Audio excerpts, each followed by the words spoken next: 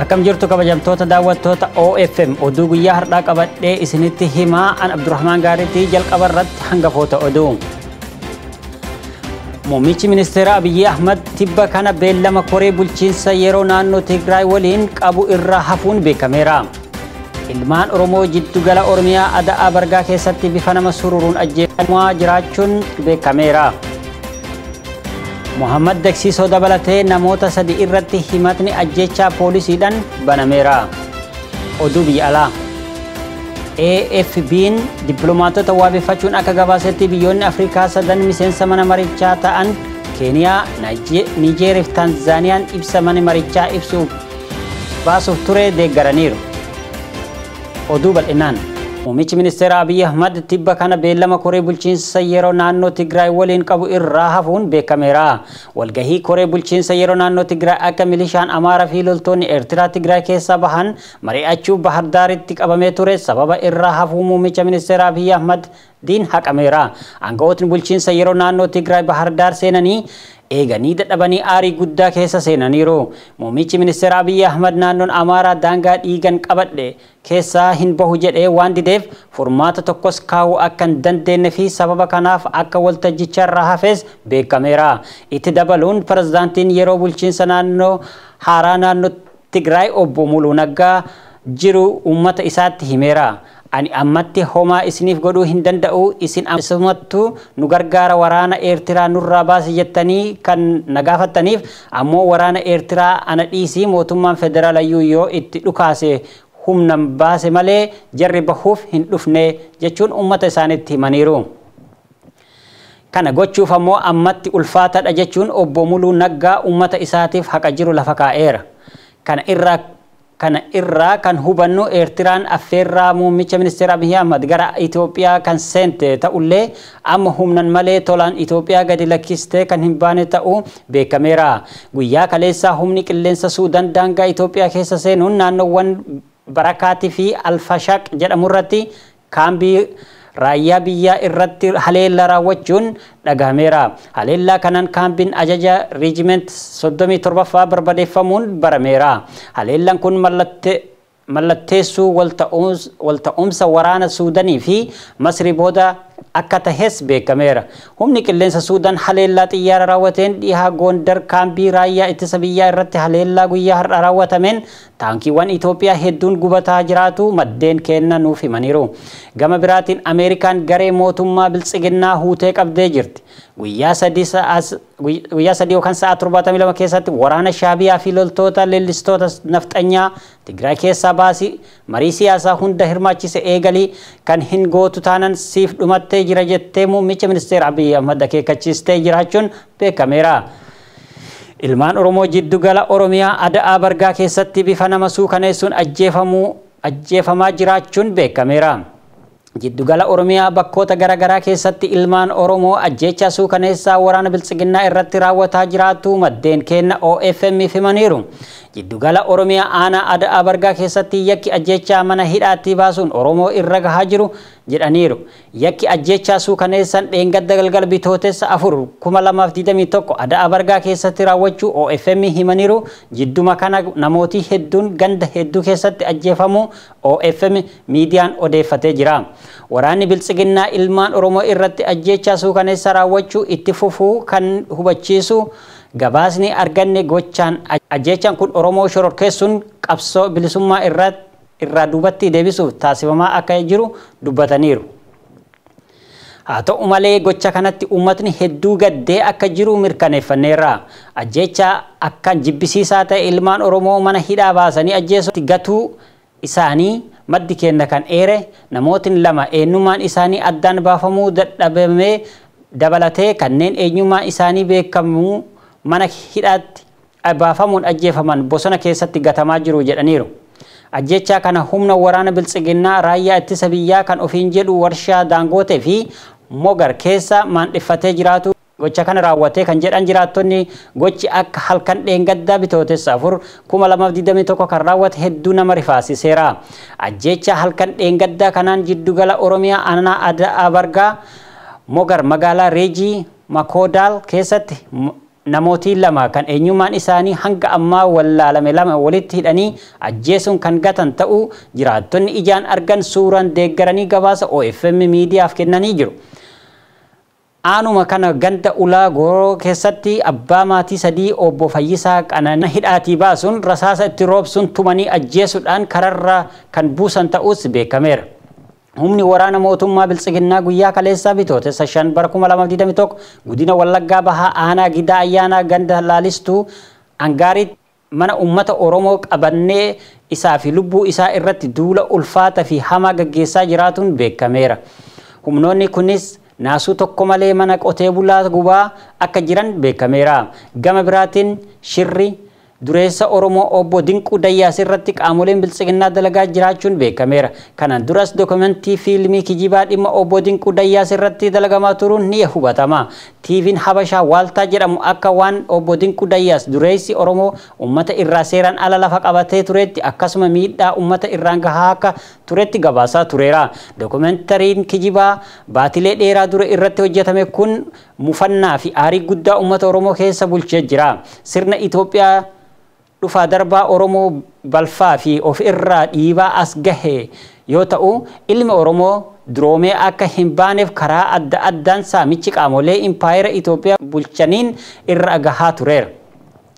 Adeemsa shira sirna impaayera Itoophiyaa keessatti daldaltoota Oromoo dureeyyii irratti xaxamaa tureen namootni hedduun kisaaranuun miidhaa saamichaaf saaxilamuu turaniiru. Ammas shiraan qabamee obbo Dinquu Dayyaas saamuuf qaamoleen Biltsiginnaa yeroo garagaraatti kallattii fi alkallattiidhaan shira dalagaa jiru. Fiilmii dookumentarii baatilee darbe irratti hojjetamee ture sanas qaamoleen Biltsiginnaa akka duuba jirantu himama.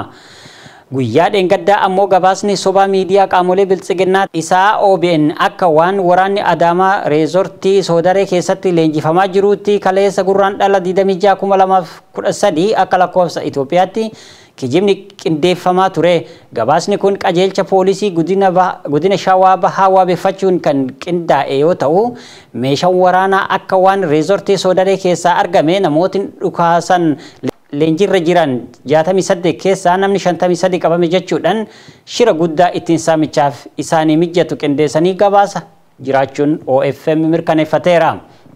Gabaasichi guutumaan guututti soba kan ta'e yoo ta'u holola sobaa irratti oofamuudhaan booda ammoo saamichaaf akka isaanii mijatu sochii irra jiraachuu qaamolee Biltsiginnaa hubachiisa. Muhammad Daksiisoo dabalatee namoota 3 irratti himatni ajjechaa poolisiidhaan banameera. Barataa Muhammad Daksiisoo irratti himatni ajjechaa poolisiin banamuu isaa kaleessa Bitootessa 5 bara 2021 gabaafameera. Barataan Muhammad Daksiisoo tibba darbe eebba barattoota Yuunivarsiitii Jimmaa irratti sagalee hidhamtootaaf kan ta'e yoo ta'u poolisiin Biltsiginnaa dhimma hordofuun qabee hidheera. Barataan Yuunivarsiitii Jimmaa Muhammad Daksiisoo kun torbaanota dabran keessa bakka waltajjii eebbaa barattootaa irratti sagalee guddiftuudhaan hidhamaan siyaasaa akka hiikaman lallabuun ala yakka kan hin qabnedha. Hidhamtoota siyaasaa Oromoof dhugaa akka bahuuf akka hiikamaniif sagalee kan ta'eef Muhammad Daksiisoo hidhamuu isaa ilaalchisuun Komishiiniin Mirga Namoomaa Itoophiyaa ibsa torbaan darbe kana keessa baasee gocha Muhammad Daksiisoo kan isa hiisisu yookaan himachiisuu miti. Poolisiin hatantamaan akka hiiku jechuun ibsa isaan hubachiisee tureera. Komishiiniin Mirga Namoomaa kun ibsa isaa keessatti mirgi isaa akka hin sarbamne eeruudhaan gocha inni taasise himatuuf akkasumas hidhaaf waan isa hin saaxileef hidhamuun isaa seeraan ala jedhee ture. Gochaan poolisiin magaalaa Jimmaa keessatti irratti raawwatan dhiittaa mirga namoomatti jedhee komishiiniin gabaasni guyyaa kaleessaa Bitootessa 5 2021 bahe. Himatni haaraan Muhammad Daksiisoo irratti poolisiin banuu isaatiin namootni himatni haaraan irratti baname kun Muhammad Daksiisoo dabalatee Daayirektara olaanaa dhimma alaa fi Yuunivarsiitii Jimmaa Dr. Wandimuu Laggasaa akkasumas barsiisaa muuziqaa Yuunivarsiitii Jimmaa Mulugeetaa Shittee ta'uu OFM odeeffateera. Himatni kun poolisiin kan baname ta'us mirkaneeffannee jira. Gabaasa arganneen himatni poolisiin itti bane kun himatamtoota kunneen bombii harkaa darbachuun lubbuu milishaa mootummaa irratti miidhaa geessisaniiru kan jedhu akka ta'e odeeffanneerra. Oduu wal fakkaatuun abbaan alangaa qondaaltota ABO irratti ol iyyannoo fudhateera. Qondaaltota ABO obbo Lammii Beenyaa fi Daawit Abdataa himata mana murtii garagaraa irratti itti baname bilisa jedhanis ammallee oliyyannoon irratti fudhatamu OFM odeeffateera. Gabaasa kenna yeroo darbe keessatti beellama isaanii irraa hambisuttu gabaafamaa ture. Beellama sana hafuuf sababa kan ta'e immoo miseensi Komishinii Poolisii Oromiyaa Koomaandar Tamasgeen hafuu isaati jedhameera. Koomaandar Tamasgeen sababa hojiif biyya alaa bahee jedhamu beellamni torban darbe keessa manni murtee qabee fi ture darbuun eerameera. Manni murtiis dhimma qondaaltota lamaan kana dabalataan kan nama Ayyaanaa Galataa jedhamus san irratti ajaja miseensa Komishinii Poolisii Oromiyaa Tamasgeen Waaqjiraaf kennee ture. Ajajni kunis Komishinii Poolisii Oromiyaa iyyattoota Lammii Beenyaa Qajeelaa fi Daawit Abdataa qaaman akka dhiyeessu ajajni dhaddachi kun dhaddacha 18 2013 21 fi 27 ooleen kenneera. Komishinichaa fi itti aana komishiinaraa Girmaa Galaan dhaqqabuu isaa adda baasee barreeffamaan akka dhiyeessu itti aanan komishiinaraa Girmaa Galaanaa gaafa 18/5/2013 akka lakkoofsa Habashaa haga 5/26/2013tti ragaa ibsuu dhaddachaaf barreeffamaan akka ibsu ajajeera. Bu'aa kana eeguuf beellamni gaafa 30/6/2013 ganama sa'aa 4 irratti qabamee jira. Qondaaltonni kunneen kanaan duras mana murtiitti bilisa bahuun hidhaa irraa hiikamanii osoo torbee hin oolin mana hidhaatti deebi'aniiru. Mana murtii bakkoota garagaraa keessatti dararaa argaa kan jiran irra deddeebiin bilisa jedhamanis Komishiniin Poolisii Oromiyaa akka isaan hin hiikamne taasisaa ture. Har'as itti jira. Gama kaaniin ammoo ol iyyannoon abbaa alangaatiin mana murtii olaanaatti Lammii Beenyaaf Daawit Abdataa irratti banamuu isaa har'a gabaafameera. Ol iyyannoon kun akka lakkoofsa Habashaatti 25/6/2013 yookaan dheengadda bitootessa 4/2021 kan irratti baname ta'uu mirkaneeffanneerra. Qondaaltonni kunneen badii kan hin qabne waan qondaala ABO ta'an qofaaf dararaan hidhaan irra gahaa jira jedhameera. Oduu biyya alaa. AFP'n dippiloomaatota waabeeffachuun akka gabaasetti biyyoonni Afrikaa sadan miseensa mana marichaa ta'an Keeniyaa, Niijeer fi Tuuniziyaan ibsa manni marichaa baasuuf ture deeggaraniiru. UN'tti qindeessaa deeggarsa hatantamaa kan ta'an Mark Luwik haala naannoo Tigraay keessa jiru ilaalchisee miseensota mana marichaaf ibsa kennaniiru. Dubbi himaan UN Stephen Dujarric akka jedhanitti ibsi Mark Luwik kennan deeggarsa namoomaa amma godhamaa jiruuf sarbama mirgoota namoomaa naannicha keessatti raawwatamaa jira jedhame irratti kan fuulleffate ture jedhameera. Naannoo Tigraay keessatti uummanni miliyoona 4.5 ta'u deeggarsa namoomaa akka barbaadu ammallee uummatni baadiyyaa keessa jiraatu deeggarsa akka hin argannee fi hanqinni nyaataa yaaddessaa akka jiru Mark Luwik miseensota mana marichaaf himaniiru. Tigraay rakkoon dhiheessa bishaan dhugaatii fi eegumsi fayyaa wal qabata waan jiraniif yeroo kamuu weerarri dhukkubaa muudachuu akka malu dubbachuu isaanii Stephen Dujarric maricha booda ibsa gaazexeessootaaf kennaniin beeksisaniiru. Dhaabbilee fayyaa 205 naannicha keessa jiran keessaa tajaajila kennaa kan jiran 122 qofa ta'uu eeruun weerarri dhukkuboota bishaanirraa dhalatanii gifiraa fi COVID-19 yaaddoo uumaa jiraachuus dubbataniiru. Dabalataanis dhaabbileen deeggarsa namoomaa hojjettoota dabalataa erguun tajaajila telekoomii fi baankii akka deebi'u gochuu fi deeggarsa namoomaa taasifamuuf haala ol guddisuun akka barbaachisu Mark Luwik dubbataniiru. Sarbama mirga naannichaa keessatti raawwatamaa jiru ilaalchisee ibsa hooggantuun Komishinii Mirgoota Namoomaa UN Michelle Bachelet kanneen eeruun qaamolee lola naannichaa keessaa qooda qaban yakka waraanaa fi yakka namoomaa irra raawwachuu akka hin oolle Mark Luwik miseensota mana marichaaf ibsa kennaniiru. Keessattuu loltoonni Eertiraa Tigraay keessa socho'aa jiraachuun isaanii ragaalee qabatamaan mirkanaa'eera kan jedhan Mark Luwik loltoonni kunneen yakkoota raawwataman waliin kan maqaan dhahamu ta'us himaniiru. Loltoonni Eertiraa Itoophiyaa keessaa bahuu qabu. Badii raawwataa jiran akka itti fufan hayyama hin qabu jedha jechuun AFP'n gabaaseera.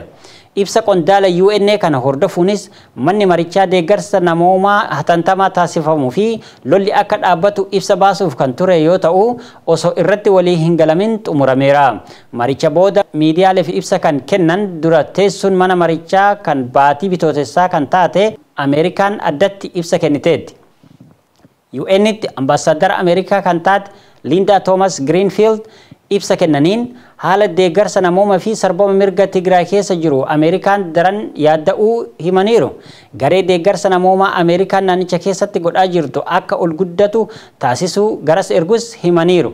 Manni marichaa kora kana kan taa'e Komishinii Mirgoota Namoomaa UN Tigraay keessatti yakki waraana raawwatamuu hin oolle jedhan akka qoratamu gaafachuun booda jedhameera.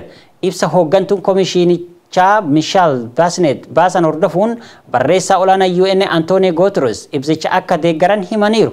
Loltoonni Eertiraa Tigraay keessaa hatattamaan akka bahan waamicha dhiyeessaniiru.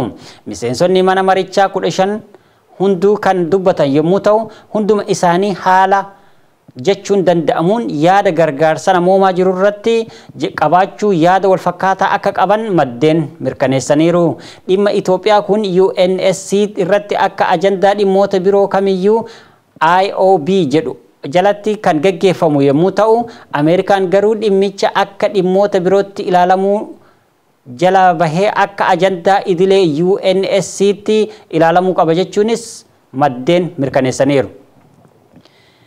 Biyyoonni Afrikaa irraa miseensa mana marichaa ta'an Keeniyaa, Tuuniziyaa fi Niijeer akkasumas Venezuelaa fi Grenadis carraaqqii mootummaan Itoophiyaa gargaarsa dhiheessuuf taasisaa jiruu fi adeemsa yakka raawwattoonni ittiin qorataman danda'amu mijeessuuf taasisaa jiru gaariidha jedhaniiru. Faransi ammoo haalli Tigraay keessa jiru yaaddoo qaxanaa sana qofa osoo hin taane dhimma nagaa fi tasgabbii addunyaa waan ta'eef UNSC furmaata ta'uu barbaadu irratti gahee isaa bahachuu qaba jechuus maddeen kun addeessaniiru.